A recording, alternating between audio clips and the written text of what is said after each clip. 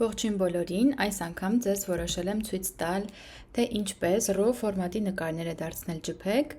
մի քլիքով, ոչ թե հատիկ-հատիկ։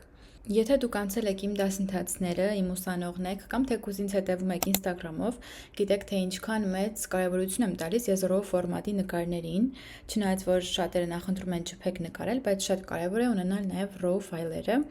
քանի որ դրանք մեր աշխատանքային այն ֆայլերն են, որոնք հենց մեզ են պատկանում, մեր հեղինակայինն են։ Շատ ժամանակ հենց միայն RAW ֆորմատի դեպքում մենք կարողանում ենք նկարը փրկել, եթե այդտեղ կա պիրիսվետ կամ նիդասվետ, ավելի մանրամասն ես այդ մասին խոսում եմ իմ դասընթացներում։ Այստեղ ինձ մոտ կա հիմա 8 հատ RAW ֆորմատի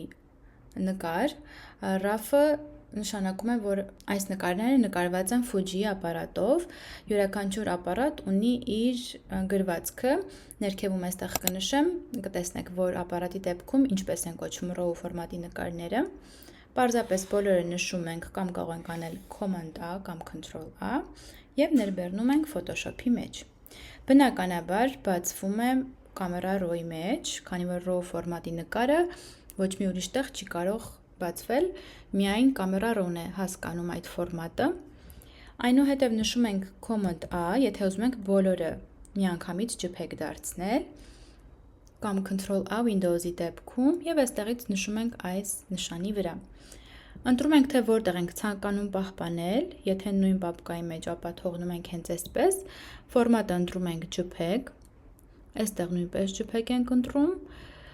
և որակն ենք նշում ու վերջ, տալիս ենք սախրանիչ։ Այստեղ կտեսնեք արդեն, որ ինքը զագրուսկա է լինում։ Իդեպ, մեկնաբանություններում նաև կարող եք կիսվել, թե դուք ինչպես եք նկարում RAW թե JPEG ու բացատրեք, թե ինչու դուք ինչպես եք ճիշտ գտնում և կիսվեք ձեր կարծիքով մյուսների հետ ու կունենանք հաճելի քննարկում կարծում եմ։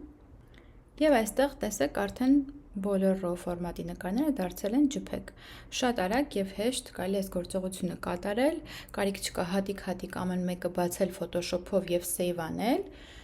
կարելի է օգտվել շատ արագ life-hack-երից,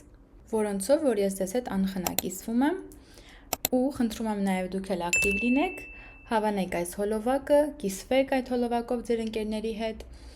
ինչպես նաև մեկնաբանություններում գրեք, թե ինչի մասին կցանկանաք, որ լինի իմ հաջորդ YouTube-յան հոլովակը։ Մինչ նոր հանդիպում։